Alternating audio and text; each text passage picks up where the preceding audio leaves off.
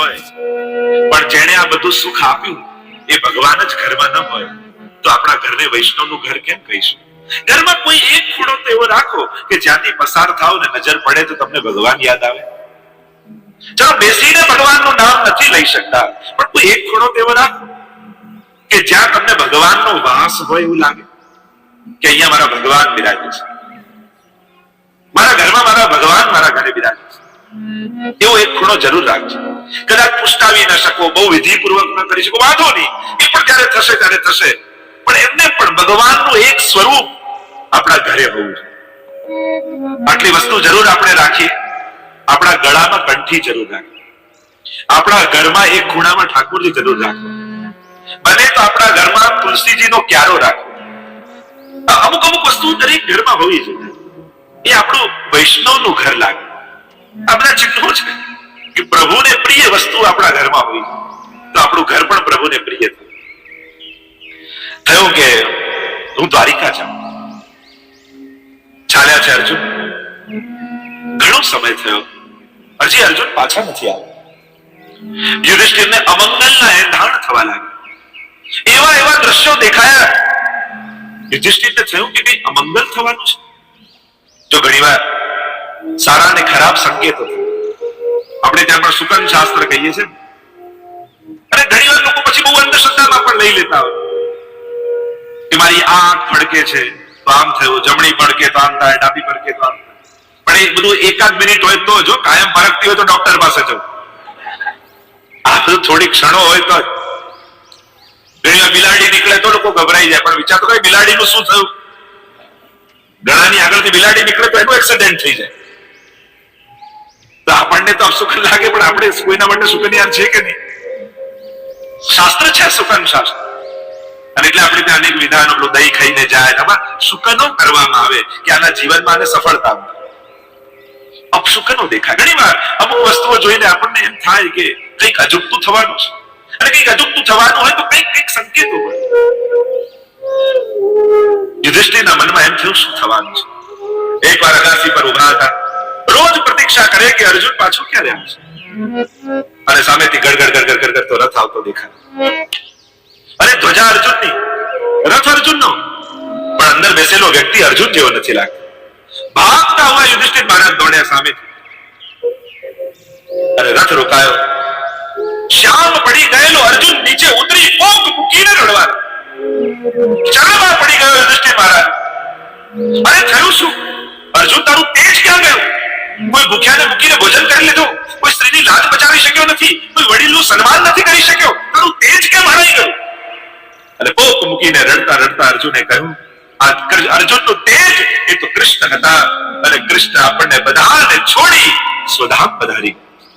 યાદવા સ્થળી થઈ છે, યાદવોનો સંહાર થયો છે, અને પ્રભુ સ્વયં સ્વધામ પધારી. काबे अर्जुन लूटियो वही धनुष बलिवान, समय समय बलवान है नहीं मनुज बलवान. કહ્યું કે રસ્તામાંથી આવતો હતો, સાધારણ કાબા લોકોએ મને લૂંટી લીધો. એકલા હાથે જે મહાભારતનું યુદ્ધ જીતી લે એવા અર્જુન આ કાબાઓ જોડે લડી છે. કારણ કે બળ પરમાત્મા, અને જ્યારે પરમાત્મા પોતાનું બળ ખેંચી લે ત્યારે ગમે તેટલો બુદ્ધિવાન વ્યક્તિ, ગમે તેટલો સામર્થ્ય વાળો, ગમે તેટલો પદ વાળો, ગમે તેટલા વૈભવ વાળો હોય, પણ જ્યારે પરમાત્મા હાથ ખેંચી લે છે ને પછી એનું આ કઈ એને કામ લાગતું નથી. અને જ્યાં સુધી ભગવાનનો હાથ છે ત્યાં સુધી જ આ બધી રોનક છે. ભગવાન હાથ લઈ લે પછી કોઈ વસ્તુઓ કામ લાગતું. બોક મૂકીને રડતા રડતા અર્જુને કહ્યું, ભગવાન જતા રહે. અને આ સાંભળતાની સાથે બધા ચોધાર આંસુ રડવા લાગ્યા. બુદ્ધાજી તો રડતા રડતા પરમાત્માના યાદમાં, સ્મરણમાં પોતાના પ્રાણોના ત્યાગ કરી દીધા. અહીંયા જ્યારે જોયું કે હવે પ્રભુ વગર આ રાજ્ય ભોગવીને શું કરીશું, પરીક્ષિતને રાજા બનાવી દીધા. રાજ તિલક કર્યું, ઈરાવત સાથે વિવાદ થયા, અને હિમાલય તરફ દ્રૌપદી અને 5 પાંડવોએ પ્રયાણ કર્યું છે. ધૃતરાષ્ટ્ર રહેતા સાથે પાંડવોની સાથે. વિદુરજીને જ્યારે એમ થયું કે આ હજી પાંડવોનું ખાઈને જીવે છે, થયું કે લાવ સમજાવો. કહ્યું, એક શ્વાન જેમ કોઈની ડોડી ઉપર પડ્યો રહે, એનો ટુકડા ખાઈને જીવે, એવી રીતે ન જીવો. યાદ કરો, આજ પાંડવોને મારવા તમે બેઠા. અરે તો મને બહુ પિતાની જેમ રાખે, ખૂબ સન્માન આપે છે, મારું ખૂબ ધ્યાન રાખે છે. એ તો એમની સારાઈ છે, આ તમારો અધિકાર નથી. જો સજ્જન માણસોની સારાઈ એ આપણો અધિકાર નથી. પેલો આપણને સન્માન આપે એ એની મોટાઈ છે કે સન્માન આપે, એને કારણે આપણે સન્માન યોગ્ય નથી બની જતું, એ આપણો અધિકાર નથી થઈ જતો. કોઈની ઉત્તમતા, કોઈ સારો વ્યક્તિમાં જો મારું કેવું સન્માન કર્યું, કેટલું મને માન આપ્યું, કેટલું, તો આ એની મોટાઈ છે. એને કારણે આપણે અહંકાર નહીં કરી લેવો કે મારા જેવો કોઈ નહીં. કોઈના સદગુણ એ આપણા અધિકાર નથી, અને આપણા સદગુણો આપણી મહાનતા રૂપે ખપાવવા પણ નહીં. આપણા સદગુણો એ કોઈ સમાજ ઉપર આપણો ઉપકાર નથી. તમે દયાળુ છો, તમે સત્ય બોલો, તમે પ્રેમ રાખો, તમે ઉદાર છો, તો તમારે આવું હોવું જ જોઈએ. તમે આવા થઈને સમાજ પર ઉપકાર નથી કરી રહ્યા. માણસે આવા જ હોવું જોઈએ, વૈષ્ણવે આવા જ હોવું જોઈએ. પણ એને ઉપકાર રૂપે નહીં ખપાવા કે હું સાચું બોલું એટલે લોકોએ મને સન્માન આપવું જોઈએ, હું ઉદાર છું, હું પ્રેમાળ છું, હું દયાળુ છું એટલે બધાએ મારો આદર કરવો જોઈએ, એ રીતે પણ નહીં ખપાવા. જો આ સદગુણો હોય છે ને, એ તો સજ્જનોની સુગંધ જેવા હોય છે. જેમ તમે ઘરથી કોઈ પરફ્યુમ કાઢીને નીકળો, લગાડીને નીકળો, બહુ જ મોંઘું ને સારું પરફ્યુમ તમે લગાડ્યું છે, અને તમે રસ્તામાં નીકળ્યા, તમારા મિત્રો મળ્યા અને બધાને સુગંધ આવી, આટલી સુંદર સુગંધ લગાડી છે, હજી આગળ ગયા તો તમારો સૌથી મોટો દુશ્મન તમને મળે, સૌથી મોટો દુશ્મન. અને તમારી બાજુમાં આવે, તમને એમ થાય કે આ સુગંધ આને ના આવે તો સારું, પણ આવું થાય. તમે પરફ્યુમ છાંટ્યું છે તે તમારા મિત્રને જેટલી સુગંધ આપશે એટલી જ તમારા દુશ્મનને પણ આપવાની છે. એમ જ સજ્જન વ્યક્તિઓ માટે સદગુણો એના વ્યક્તિત્વની સુગંધ છે, એ જેટલા એના મિત્રોને અનુભવ કરાવે છે એટલા જ એના દુશ્મનોને પણ અનુભવ કરાવે છે. કારણ કે એનો સ્વભાવ છે, એની પ્રકૃતિ છે, અને પ્રકૃતિ છે એટલે તમે તમારા દુશ્મનની આગળ પણ તમે ખરાબ નથી થઈ શકતા. અને થઈ જાઓ તો માનજો, હજી સદગુણો તમારો સ્વભાવ નથી બન્યો, અને સ્વભાવથી વિપરીત જાઓ તો તમને ક્યારે આનંદ ન થાય. સ્વભાવથી વિપરીત થાવ છો તમને ખુશી નથી થતી. તમને તમારા દુશ્મનનું અપમાન કરીને જો સુખી આનંદ થતો હોય તો માનજો હજી તમારામાં કઈ કમી છે, અને સદગુણો તમારો સ્વભાવ નથી. ફૂલની સુગંધ, એ ફૂલ ગમે ત્યાં મૂકો તમે, એ ખરાબ જગ્યાએ વપરાય, સારી જગ્યાએ વપરાય, પણ ફૂલ એની સુગંધ ગુમાવતું નથી.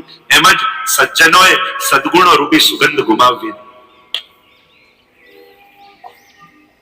ધૃતરાષ્ટ્ર સમજાવે છે વિદુરજી, અને સમજાવ્યા અને ઘર છોડીને ગયા ધૃતરાષ્ટ્ર ગાંધારી.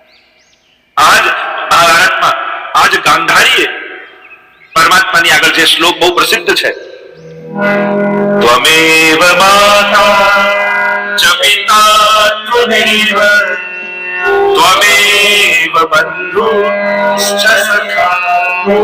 આ શ્લોક ગાંધારી બોલી છે, ભગવાન ને. ધૃતરાષ્ટ્ર તો ઘણા છેક સુધી ઉપાયો કરેલા છે પાંડવોને મારવાના, પણ પાંડવો એમનો સ્વભાવ છોડતા નથી.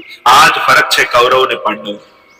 ભીમને તો કોશિશ કરી કે તું મને ભેટ અને મને કચડી નાખ, ત્યાં સુધીનો પ્રયાસ કર્યો છે ધૃતરાષ્ટ્ર.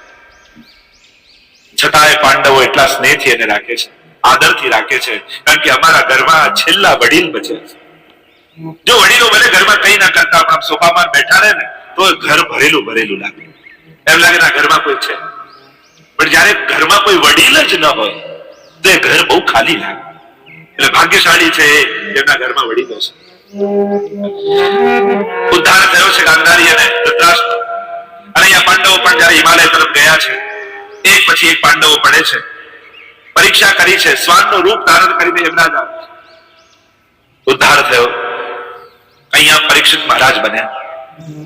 પાંડવોના સંસ્કાર છે, અને ઘણીવાર સંસ્કારો શીખવાડાતા નથી, એ તો લોહીમાં આવતા હોય છે. એટલે જ આપણે ત્યાં વંશ પરંપરાનું ઘણીવાર મહત્વ છે, અને ઘણીવાર એ સંસ્કારો, એ દિવ્યતા, એ અલૌકિકતા એના વંશમાં. અને ઘણીવાર ભૂલાઈ પણ ગયો હોય, કોઈ એવી ઘટના ઘટે, કોઈ એવો સંગ મળે, ફરી એ ખીલું તો પામવા તો કઠિન છે. માણસ મેળવીને ઘણીવાર આવતો હોય છે. પરીક્ષિત મહારાજ અને પાંડવોના સંસ્કાર છે. ગર્ભમાં ભગવાનના દર્શન થયેલા છે, પુત્રના પુત્ર છે. અને એટલા માટે આપણે ત્યાં પરિચય આપતા તો પિતાથી, દાદાથી, પૂર્વજોનું નામ લેતા. ભાગવતજીમાં કે બલિરાજાને જ્યારે ભગવાને બાંધ્યા પણ એમને માર્યા નહીં. જ્યારે વામનમાંથી વિરાટ બન્યા તો કહ્યું કેમ ન માર્યા? તો કહ્યું એ પ્રહલાદજીના વંશજ છે. અને પ્રહલાદજી સામે જ્યારે નરસિંહ ભગવાન પ્રગટ થયા હતા ત્યારે વચન આપ્યું હતું કે હવે તારા વંશમાં કોઈનો વધ નહીં. એટલે પ્રહલાદના વંશજ જાણી એમના પર કૃપા કરી. એટલે આપણે તો યાદ તમે વૈષ્ણવના દીકરા એમ યાદ અપાવી. આપણા પૂર્વજો જે ભક્તિ કરી ગયા, જે રીતે જીવી ગયા, એમને યાદ કરી આપણી જાતને ગૌરવ આપણે અનુભવીએ છીએ. કયું પરીક્ષિત મહારાજ બન્યા છે, ધર્મ અનુકૂળ શાસન કરી રહ્યા છે. ધર્મશાસ્ત્રોમાં જે રીતે બતાવવામાં આવ્યું એ રીતે રાજ્યકાજ ચલાવે છે. એકવાર પરિભ્રમણ કરી રહ્યા હતા, નગરચર્યા કરવા માટે નીકળ્યા હતા પરીક્ષિત મહારાજ. એક દ્રશ્ય એમણે જોયું અને આશ્ચર્ય. એમણે જોયું કે એક પગ ઉપર એક બળદ ઉભો છે અને એક શૂદ્ર રાજા એને મારી રહ્યો છે. બાજુમાં એક ગાય ઊભી છે. આ દ્રશ્ય જોઈને રડી રહી છે. એ રાજાને બાંધ્યો, કોણ છે તું? મારા રાજ્યમાં આવું પાપ કેમ કરે છે? ત્યારે પેલા બે હાથ જોડીને કહ્યું, હું કલિયુગ છું. ભગવાન સ્વધામ પધાર્યા એટલે હવે મારો આવવાનો સમય થયો છે અને સમયને કોઈ રોકી શકતું નથી. હવે મારો સમય છે. તું મારા રાજ્યમાં ન રહી શકે, બહાર નીકળ. શરણે પડી ગયો, પગ પકડી લીધો. કલૌ ચ ખલ ધર્મી. કલયુગ છે ને ખલ ધર્મી છે. એટલે કલયુગ ને માં બહુ સાવધાન રહેવું. અહીંયા માણસ અનેક છલ કપટો કરી બીજાનો લાભ લેવાની વૃત્તિ વાળો. આ કલયુગનો સ્વભાવ જ છે. સતયુગ અને કલયુગમાં બદલાય છે શું? માણસો તો એ જ રહે છે. એક ગુલાબનું ફૂલ હોય, દાંડી હોય, સતયુગ વાળાને બતાવો તો એમ કે આટલા કાંટા છે પણ એક ગુલાબ તો ઉગ્યું છે. અને એ દાંડી કલયુગ વાળાને બતાવો તો એક ગુલાબ ઉગ્યું, આમાં આટલા બધા કાંટા. સંજોગ એક જ છે, વસ્તુ એક જ છે. સમય બદલાય ને ત્યારે માણસનો જોવાનો દ્રષ્ટિકોણ બદલાઈ જતો હોય છે. એ સમય એક સીતાનું હરણ થયું ને આખી રામાયણ લખાઈ, આજ સુધી ગવાય છે. અને આજે પેપરો ખોલીને જોઈએ તો રોજની હજારો સીતાઓના હરણ થાય અને ચાની ચુસ્કી લેતા લેતા પાનું ફેરવીએ એટલે ઘટનાઓને ભૂલી પણ જઈએ. એ જ ઘટનાઓને જોવાના દ્રષ્ટિકોણ સમયમાં બદલાઈ જતા હોય છે. સંસાર તો એ જ છે પણ કલિયુગ અને સતયુગમાં દ્રષ્ટિકોણ બદલાય છે.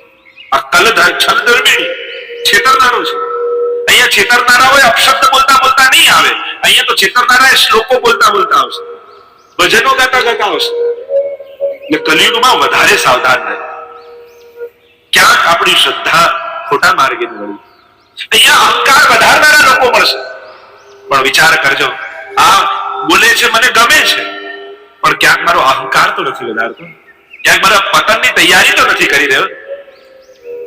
અહિત જે કરતું હોય એ વ્યક્તિ આપણો સૌથી વધારે પ્રિય બની જાય અને જે હિતનો વિચાર કરતો હોય એ સૌથી મોટો દુશ્મન લાગે. ઘણી વાર એવું થાય કલિયુગમાં.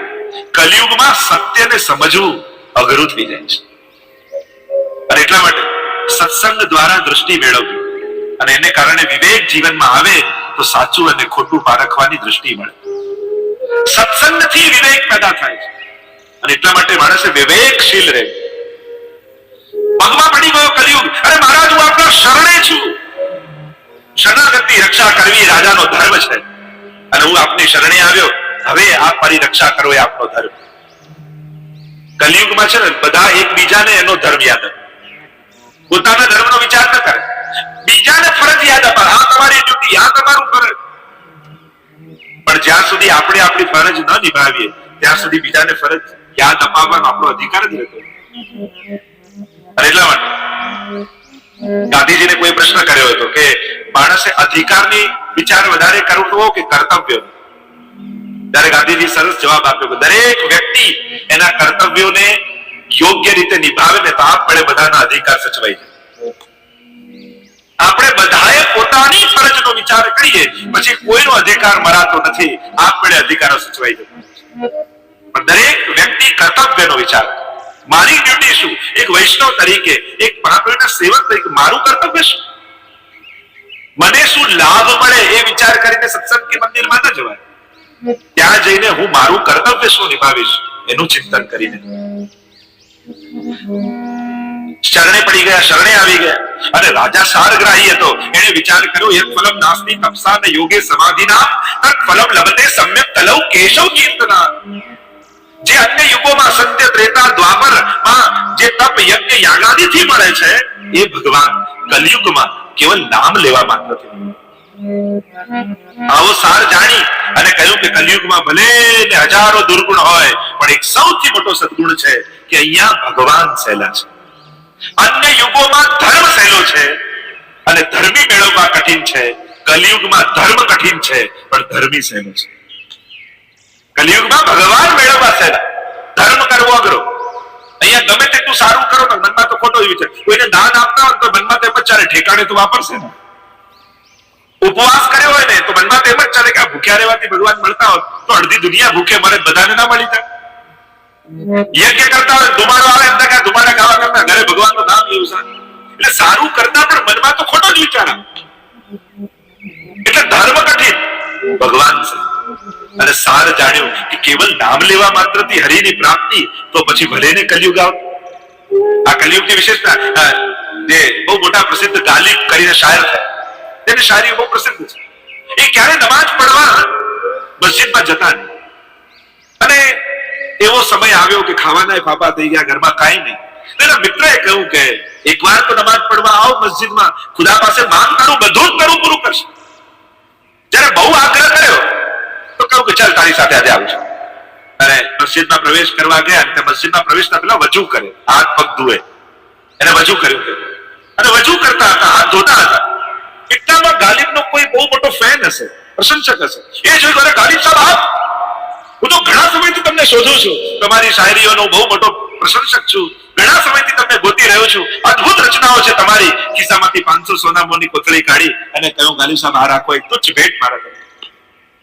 અને વજૂ કરતા કરતા 500 સોના મોર મળી એટલે ગાલિબ સાહેબ તો મસ્જિદની બહાર જવા લાગ્યા. મિત્ર ક્યારે નમાજ પડવા આવ્યો, નમાજ તો પढ़ी न जाओ. ત્યારે ગાલિબ એટલું બોલ્યા, જો કામ વજू से हो जाए कि नमाज पढ़ने की क्या जरूरत है. એમ ભગવાનનું નામ લેવા માત્રથી કલિયુગમાં જ્યારે ભગવાન મળી જતા હોય તો પછી આ તપ ધ્યાન આદિની શું આવશ્યક. આ કલિયુગ એ સાર છે, સારગ્રહી રાજા છે. એટલે કલિયુગનો સાર જાણી લીધો, ભગવત નામ લેવા માત્રથી. કહ્યું કે આ બળદ જે એક પગ ઉપર ઉભો છે, બીજો કોઈ નહીં, સાક્ષાત ધર્મ છે. અને 3 ચરણ જોડ્યા પરીક્ષિત મહારાજ. સત્ય, દયા, તપ, દયા અને પવિત્રતા. આ 4 ચરણ, 3 ચરણ તૂટી ગયા, એક ચરણ પર ઉભું છે કલિયુગમાં. રાજાએ કહ્યું, કલિયુગ તું મારું રાજ્ય છોડ, હું તમારી શરણે આવ્યા છું એટલે રહેવા માટેની કોઈ જગ્યા આપો. ત્યારે કહ્યું, જ્યાં તને 4 સ્થાન આપું છું રહેવાના. અને કલિયુગને 4 સ્થાનો આપ્યા રાજા. સૌથી પહેલા કહ્યું, દ્યુતમાં કલિયુગ, જુગારમાં કલિયુગ. કલિયુગ એટલે ક્લેશ. જ્યાં જ્યાં જુગાર રમાય ત્યાં ક્યારેક ને ક્યારેક ક્લેશ થવું. બીજું કહ્યું, પાનમાં, વ્યસનમાં કલિયુગ. વ્યસન જીવનમાં આવશે તો ક્લેશ આવશે. વ્યભિચારમાં કલિયુગ. અને ચોથું કહ્યું, હિંસામાં કલિયુગ. જ્યાં જ્યાં હિંસા છે ત્યાં ક્લેશ છે. કહ્યું કે આ તો 4 ખરાબ સ્થાન, કોઈ સારું સ્થાન પર રહેવા માટે આપ. તો કહ્યું, જ્યાં સ્વર્ણમાં પણ કલિયુગ, એટલે કે અનિતિનું ધન જ્યાં આવશે ત્યાં ક્લેશ આવશે. અને એટલા માટે સ્વર્ણમાં પણ કલિયુગનો વાસ થયો, અનિતિના ધનમાં કલિયુગનો વાસ. રાજાએ 4 ચરણ જોડ્યા છે, પાછા ગયા પોતાના મહેલમાં. એકવાર રાજાને એમ થયું, લાવ મારો ભંડાર, મારું તોશાખાનું જોઉં તો ખરા, કેટલા શણગાર, કેટલા દાગીના, કેટલા મુગટો પડ્યા છે. મેં તો રાજા બન્યા પછી ક્યારે મારી મિલકત જોઈ નથી. દરવાજો ખોલ્યો અને ભીતર પ્રવેશ કર્યો. અનેક અનમોલ હાર, કંકણ, કડાઓ, મુગટો પડ્યા. આખો ભંડાર તોશાખાનું અનેક રત્નોથી ભરેલો. અને એવામાં પરીક્ષિત મહારાજની દ્રષ્ટિ એક મુગટ ઉપર ગઈ. અને આ મુગટ જરાસંધનો મુગટ. જ્યારે રાજસુ યજ્ઞ કરવો હતો યુધિષ્ઠિર મહારાજને, ત્યારે કેવળ જરાસંધને જીતવાનો બાકી હતો. અને બ્રાહ્મણનું રૂપ લઈ ભીમ અને અર્જુનને લઈને ભગવાન યુદ્ધ લડવા માટે જરાસંધ પાસે દાનમાં યુદ્ધ માંગ્યું, જરાસંધને પરાસ્ત કર્યો. અને જ્યારે પરાસ્ત કર્યો ત્યારે પડેલા જરાસંધનો મુગટ ભીમ જ્યારે કાઢવા લાગ્યો ત્યારે ભગવાનને કહ્યું કે આ મુગટ લેવો એ યોગ્ય નથી, અધર્મ છે. અને વિજયના પ્રતીક રૂપે લઉં છું, પણ આ અનિતિનું ધન છે. પ્રભુ વચન આપું છું પહેરીશ નહીં, પણ ઘરે રાખી રાખીશ. અને જોઈને એમ લાગશે કે અમે દિગ્વિજય કર્યો. રાસનનો મુગટ. જ્યારે રાજસુ યજ્ઞ કરવો હતો યુધિષ્ઠિર મહારાજને, ત્યારે કેવળ જરાસંઘને જીતવાનો બાકી હતો અને બ્રાહ્મણનું રૂપ લઈ ભીમ અને અર્જુનને લઈને ભગવાન યુદ્ધ લડવા માટે જરાસંઘ પાસે દાનમાં યુદ્ધ માંગ્યું. જરાસંઘને પરાસ્ત કર્યો અને જ્યારે પરાસ્ત કર્યો ત્યારે પડેલા જરાસંઘનો મુગટ ભીમ જ્યારે કાઢવા લાગ્યો ત્યારે ભગવાનને કહ્યું કે આ મુગટ લેવો એ યોગ્ય નથી, અધર્મ છે. અને વિજયના પ્રતીક રૂપે લઉં છું, પણ આ અનિતિનું ધન છે. પ્રભુ વચન આપું છું પહેરીશ નહીં, પણ ઘરે રાખી રાખીશ. અને જોઈને એમ લાગશે કે અમે દિગ્વિજય કર્યો.